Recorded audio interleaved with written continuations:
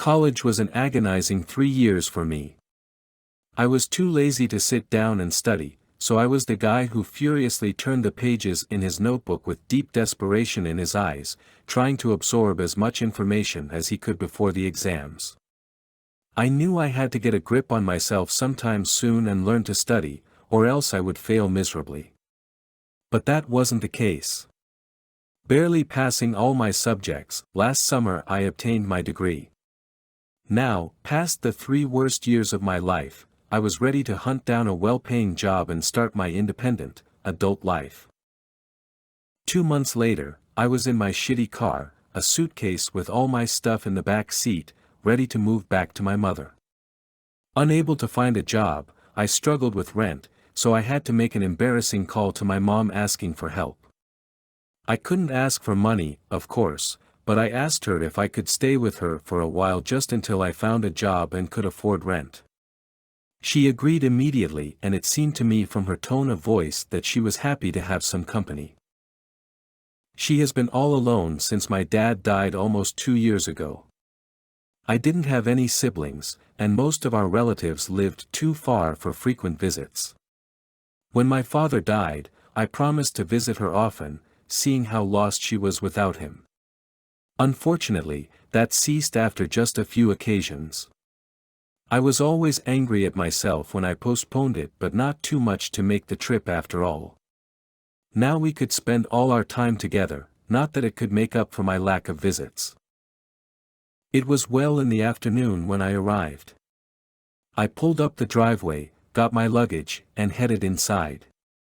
I entered the front door and stopped just taking in the sight of my childhood home, which I hadn't seen in almost 2 years.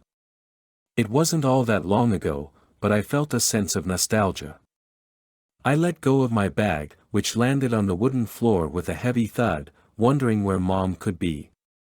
I made my way to the living room, where I found her sitting in an armchair looking at the TV.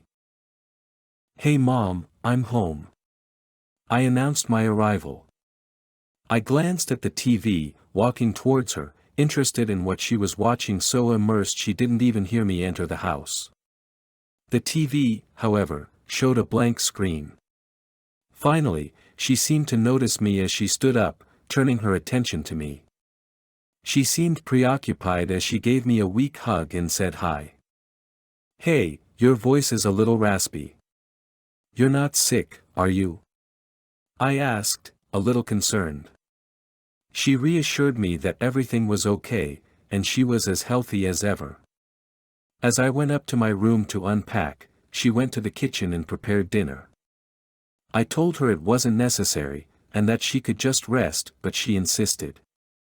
Putting away my belongings shouldn't have taken long, but something from my old bedroom distracted me every 5 minutes. Every time I found something I sat down with it, remembering the good times as if they happened a long time ago and not just a few years ago. As I sat down with a picture that showed me and my parents at my 10th birthday party, I felt an odd sensation. I could have sworn someone was watching me. The feeling was so strong I could almost feel the gaze on my back. I looked around the room trying to calm down myself. It was a pretty stressful time in my life, and it seemed my brain started to tire. I considered skipping dinner and going to sleep, but I didn't want Mom's work to go to waste. And I had one other thing to do while I waited. I sat down at my desk and picked up my phone. "Hey man, what's up?" Danny spoke. Danny was my best friend. We met in elementary school, and as the two troublemakers in class, we quickly bonded in detention. People always told me these early friendships were never lasting, but our friendship was as strong as ever nearly 2 decades later. "Hey, guess who's back in town?" I asked. "No way. Mr. Big Shot Engineer finally showed his face again, huh?" "Shut up, okay? I'm a bit lost at the moment." "So what? You need me to jump in and save the day?" "You know I'm ready." He laughed. "No, it's cool. I just wanted to see if you were free sometime to hang out or something." As our conversation continued, I was nonchalantly spinning with my chair looking at nothing in particular when I noticed my door. In the gap of the slightly ajar door was my mother's face. She was looking right at me. As our eyes met, she quickly disappeared. Being so weirded out, I was probably silent for some time as the yells of Danny were what took me back. Quickly ending our discussion, I went downstairs. It was pretty weird, but I surely overreacted. She probably came to get me down for dinner but didn't want to disturb me while I was on the phone. Probably.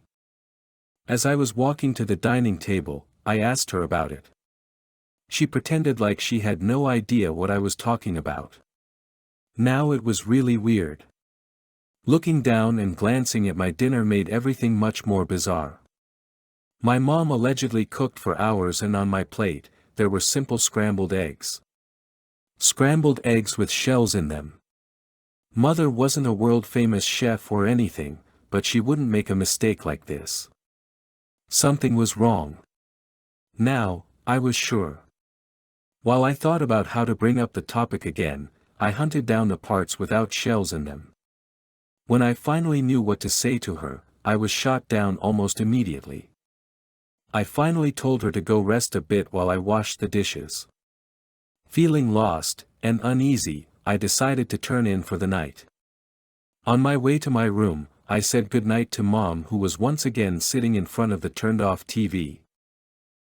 The next day I woke up at noon. I was really tired if I managed to sleep 15 hours. I was going to meet Dan today. I didn't set an alarm, because how could I be late for a meeting that was at 1 p.m.? Well, I almost managed to do it. After I was ready, I searched for my mom to tell her I'm off.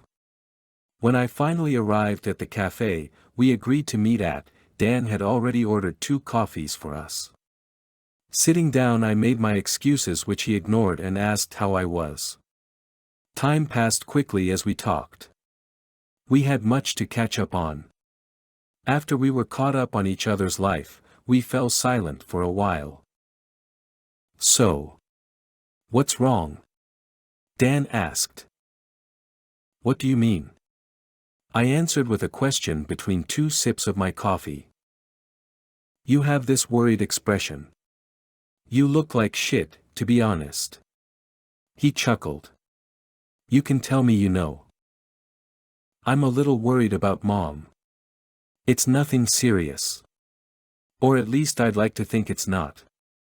I confessed. Is she ill or something? Now he too had a look of concern on his face. Yeah, I think so.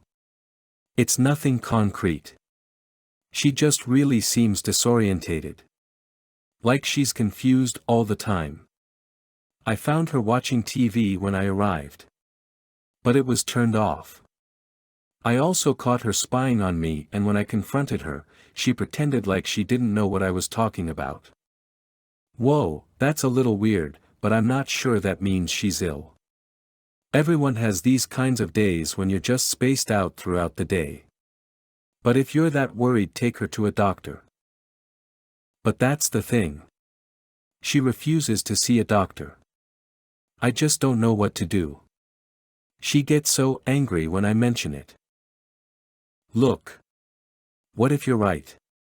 What's worse? Her being upset with you because you forced her to see a doctor, or her condition worsening because she didn't get treatment in time? You're right, I admitted. As always, he smiled. I'll talk to her when I get home, and tomorrow I'll take her to the doctor even if I have to drag her away. The sun was already going down when we said our goodbyes. I told him I'll text him about how it went with Mom and went home. Dan was right. I didn't care if she would be angry. What mattered was her health. There was no time to waste. As soon as I got home, I was determined to convince her it was in her best interest to seek help. I found her in the living room. She was standing in front of the TV, just looking at it silently. What are you doing, Mom? I asked in a worried voice. Oh, I'm just watching TV, son. she said as she turned to me. She only turned her neck, her body still facing the TV. But it's not even on. Oh, is that so? I didn't realize. She spoke without any emotion. It was scary to see her like this. Mom, you have to admit, there's something wrong. Please just let me take you to a doc. Her expression turned into anger so quickly I couldn't finish my sentence. She screamed at me. No. I already told you, there's nothing wrong. Just leave me alone. With that, she walked towards the front door. Please wait, Mom. I said as I grabbed her arm. There was something seriously wrong with her. She needed urgent help, I couldn't just let her go. Strangely though, I couldn't stop her. She pulled me along for a few steps as I tried to stop her with more and more power. She finally stopped and looked back at me. Her eyes were so full of anger it honestly creeped me out. She escaped from my hold and stormed out the door. I called her dozens of times and left voicemails and texts, but no response. I was hoping she was at a friend, trying to calm down. Something was bothering me though. When she pulled away from my hold, her skin was loose. I didn't know how else to describe it. When she pulled away it was like her arm was moving but her skin remained in my hand. Like it was not attached to her or something. I told myself I was just imagining it. It was already a weird situation, and my mind just made it up. I went to sleep assuming she would be home by morning. I woke up in the middle of the night. I had this terrible feeling that I wasn't alone. As I picked up my phone, I saw that it was almost 1 a.m. I turned on the flash to look around the room. As the light shone on the open door I panicked. I always closed the bedroom door before sleep. Mom? I stuttered. I wished she would answer me, confirming it was her, but the silence remained. I didn't move. Even if I wanted to I couldn't. After a few silent seconds, something moved. A hand appeared on the wall. It was followed by a face. It was my mother's. She peeked into the room looking right at me. I wanted to say something, but nothing came. I was petrified. Her mouth slowly stretched into a grin. At that moment, I was sure. Whoever or whatever was standing at the door was not my mother. I hadn't seen my mother since I came home. Don't worry, son. Her words pulled me back to the moment. Just go back to sleep. Mom's here. I was so scared I felt like I could die.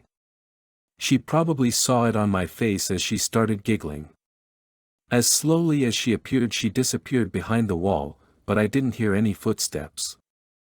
I was too scared to move but I had to. I had to at least close the door before she came back. I wasn't sure if she would only talk the second time around. It took some time, but I convinced myself to go. I ran to the door slamming it shut. I pushed the dresser in front of it and sat down against it. I sat there the whole night without sleeping. The next day I went to the police and reported my mother missing. I only told them that we had an argument which ended in her leaving, and I haven't seen her since. I couldn't tell them about the thing that looked like her, I didn't want to be seen as crazy. I didn't want to go back to the house. But where could I have gone? I started applying to every job listing I found, determined to get out as soon as possible. I prayed that for the time I had to spend in that house she, or rather, it, wouldn't come back. My prayers fell on deaf ears though. The thing visited me every day and always made sure I would know. Items were misplaced, and sometimes I would find the back door open or there would be dirty footprints on the floor. But the scariest ones were the messages. I found them scratched into the wallpaper from time to time. They were all along the lines of how it misses me, and that it would come back to me soon. Sadly, as time passed, she became bolder. She came when I was awake. I heard footsteps behind me and found new messages while I was home. She would often knock on the doors and windows. I felt like it was constantly watching me. I couldn't sleep at all. I was too terrified. I was slowly going insane. The last incident happened a week before I moved out. I came home from work. I was beyond exhausted. Work was hard and I didn't sleep for the past 2 days. I sat down on the couch and promptly fell asleep. When I woke up, the sun was already setting. I just sat there trying to cheer myself up, telling myself I could rent a place soon. That's when I felt it. A strange warm feeling on the top of my head. Like someone was breathing down on me. I looked up. There I could see something looking down at me with joy in its eyes. Its eyes were terrifying, like a wild animal's. Its skin was like the whole body was badly burned a while ago and now scar tissues covered it. I could only see the face through something that hung from its head. It was like a rubber mask that melted and stretched out. When I tried to focus on it, I recognized my mother's face. Tears welled up in my eyes as I jumped up and faced the thing. I saw a smile behind the skin it wore as a mask. It spread out its arms. "Give your mother a hug," it said. I started backing up towards the kitchen. "What's wrong, son? Can't you recognize your mother?" At this point I was crying. Not only from fear but also cried for my mom. I already knew she was dead, but it was like a dream up until now. A long, terrible nightmare. The smile disappeared from its face suddenly. It leaped at me. I ran into the kitchen, ripped open a drawer, and picked up a knife. I only had time to turn around as the thing crashed into me. And right into the knife as well. With a puzzled look on its face, it moved back a few steps. It let out a horrifying shriek as it grabbed the knife. I didn't wait any longer, I ran out the back door and went for the car. Luckily, I still had my keys in my pocket. I didn't stop until I was out of town. Pulling over, I just cried until I fell asleep behind the wheel. I crashed at Dan until I found a place to stay. When I found one cheap enough to afford, I went back to that house once more. I collected my stuff, often looking behind me, scared that I would see the thing running at me. When I finished, I went to the kitchen. I saw a trail of dried blood leading to the open back door. And there was something else in the kitchen. In a heap on the kitchen floor, there were big chunks of something rotting away. It was human skin.